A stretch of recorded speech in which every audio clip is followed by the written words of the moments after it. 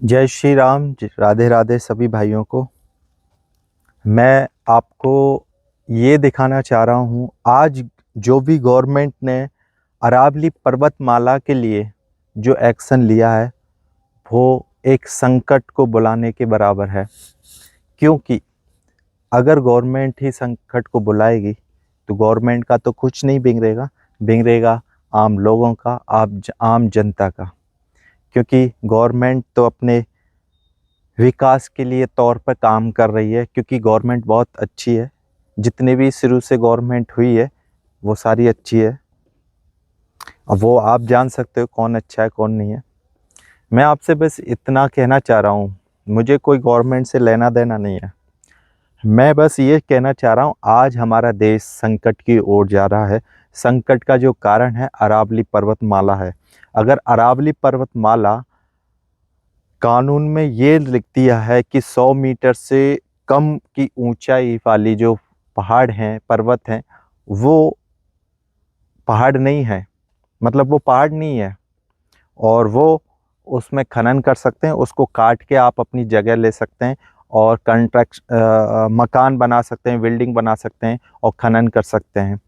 तो मैं आपको यही बताना चाह रहा हूँ, जब से कानून बना हुआ था तब कैसी स्थिति थी और जब कानून बन ही जाएगा 100 मीटर से कम ऊंचाई वालियों पे तो उनकी स्थिति क्या होगी, ये भी आप सोच सकते हो।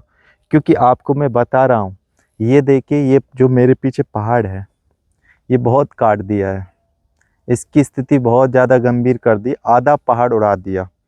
इसको फिर हमने कंप्लेन करके हम सब ने मिल के इस पहाड़ को रोका है, क्योंकि ये हमारी गांव की सुंदरता है। और हम कभी भी सुबह वॉक करने आते हैं, घूमने आते हैं, तो यहाँ पे पेड़ पौधे लगे हुए हैं, तो यहाँ पे एक शांति मिलती है। वही शांति हम खो रहे हैं। एक दिन ऐसा आ जाएगा जब हम सिलेंडर बांध के कमर से जब बाहर निकलेंगे। वो स्थिति सरकार लाना चाह रही है और जनता को इस चीज़ में विरोध करना चाहिए। आप देख रहे हैं कैसी स्थिति आ गई है इसकी। देखो, ये पहाड़ ऐसी स्थिति तक पहुंचा दिया। ये देखिए, मेरे पीछे आप देख रहे हैं, ये देखिए,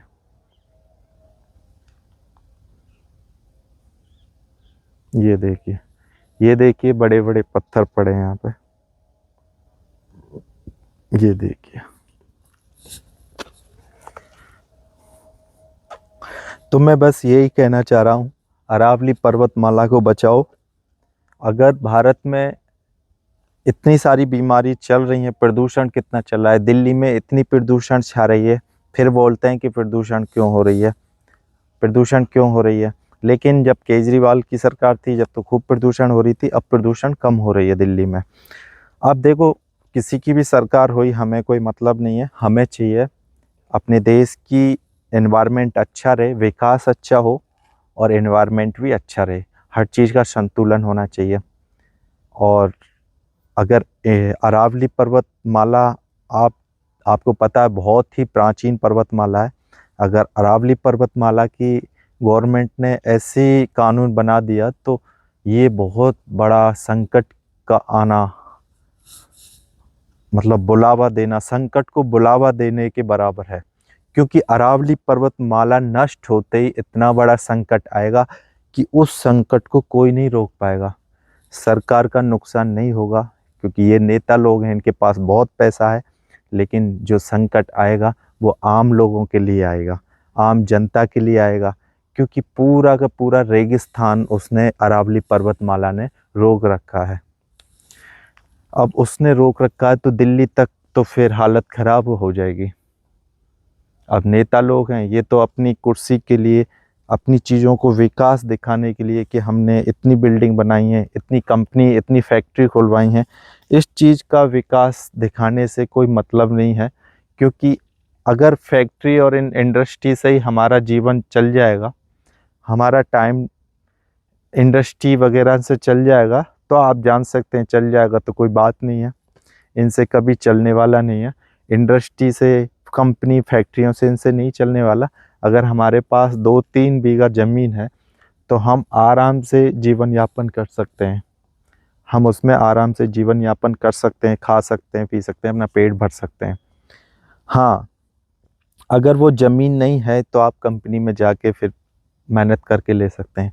लेकिन जब उन खेतों में ही ज़मीन नहीं रहेगी, क्योंकि बड़ी जो कंपनी वाले हैं, बिजनेसमैन है, वो किसानों की मनमाने, वो जैसा पैसे मांगते हैं किसान, वैसा ही उनके मुंह पे पैसे मार देते हैं और ज़मीन को खरीद लेते हैं। तो इस तरह से अगर ज़मीन को वो खरीद लेंगे तो नुकसान बहुत बड़ा होने वाला है। तो बस मैं यही कहना चाह रहा हूँ कि अरावली पर्वतमाला को बचा लो, और अरावली पर्वतमाला के लिए सभी विरोध करो, क्योंकि अरावली पर्वतमाला अगर सुरक्षित रहेगी तो हमारा जीवन यापन थोड़ा संतुलन में रहेगा। अगर अरावली पर्वतमाला की स्थिति ऐसी आ गई तो आप समझ सकते हैं कि कैसी स्थिति आएगी, क्योंकि आज ऐसी बीमारी चल रही है कि हम सोच भी नहीं सकते। तो इसी के लिए जय श्री राधे, राधे राधे।